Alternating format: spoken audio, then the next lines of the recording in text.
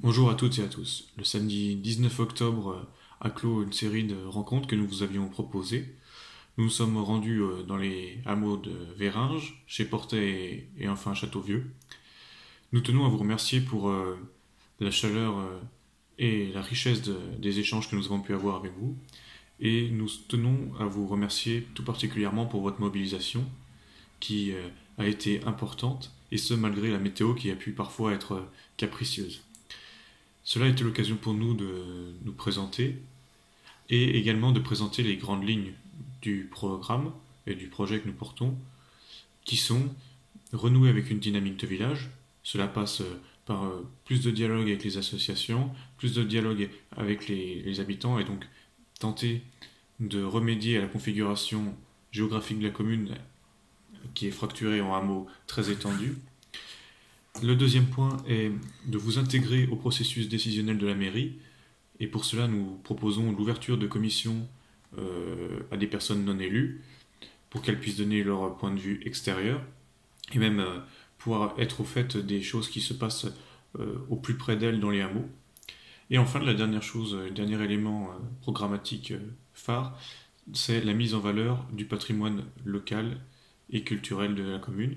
Nous sommes dans une commune très riche de ce point de vue-là, et il est important de mettre cela en avant.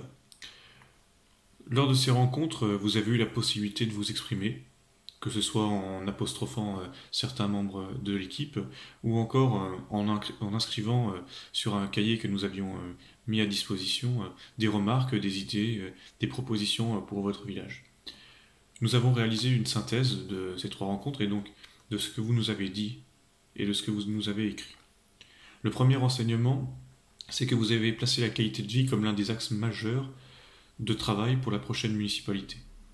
Il en ressort un manque de lien entre les différentes parties prenantes, que ce soit entre la mairie et ses habitants, que ce soit entre les associations, que ce soit même à l'intérieur des hameaux.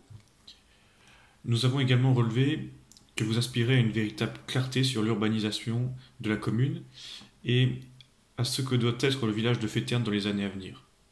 Quelle urbanisation souhaitons-nous ? Voulons-nous voir se développer notre village au risque d'en faire un village dortoir ? Ou souhaitons-nous, au contraire, privilégier une taille de village qui garantisse une certaine proximité et une qualité des infrastructures ? Aujourd'hui, nous apercevons que les coûts d'infrastructures sont très importants, car il faut adapter l'offre à la demande. Malheureusement, aujourd'hui, l'offre n'est pas suffisante, malgré les derniers édifices qui ont été réalisés par les mandatures précédentes.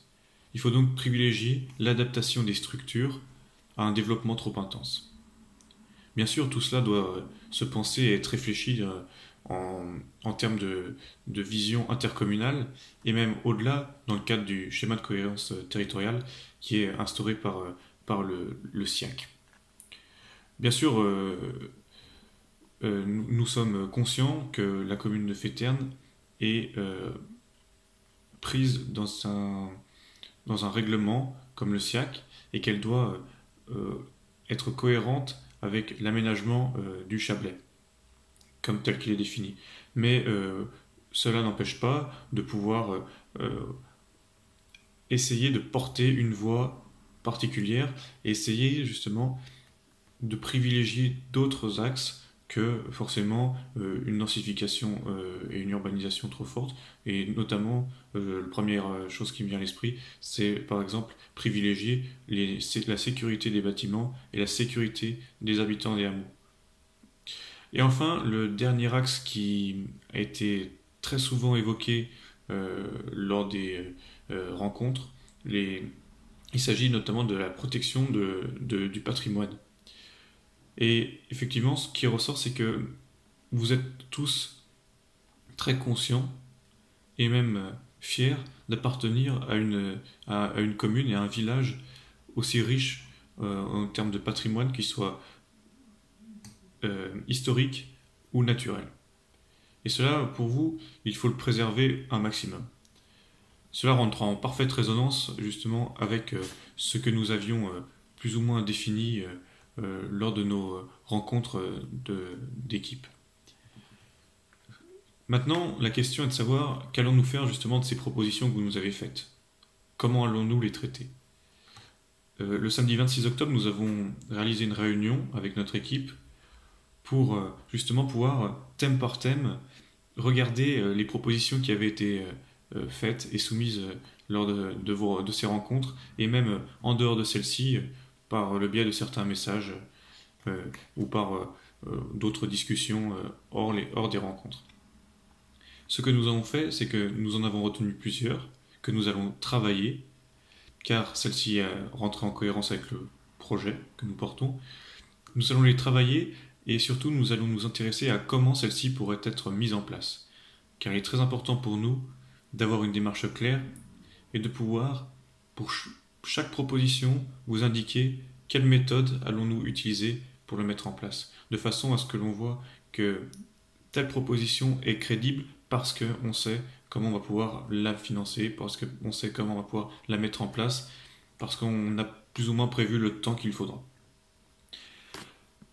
J'en profite de cette vidéo pour vous annoncer deux nouveaux événements que vous pourrez en tout cas voir dans les prochaines semaines. Le premier événement, c'est que nous avons décidé de réaliser une dernière rencontre. Notre souhait est que celle-ci se passe au chef-lieu, qui est le cœur de notre village. Nous travaillons justement activement pour pouvoir réaliser cette rencontre et enfin pouvoir échanger une dernière fois avant de constituer, on va dire, le programme clairement établi. Et le dernier point, après les rencontres avec les différents hameaux, nous avons commencé à rencontrer les associations. Car pour nous, il est très important d'être à l'écoute des associations et de bien comprendre quels sont leurs besoins et quelles sont également leurs ressources actuelles, leurs projets.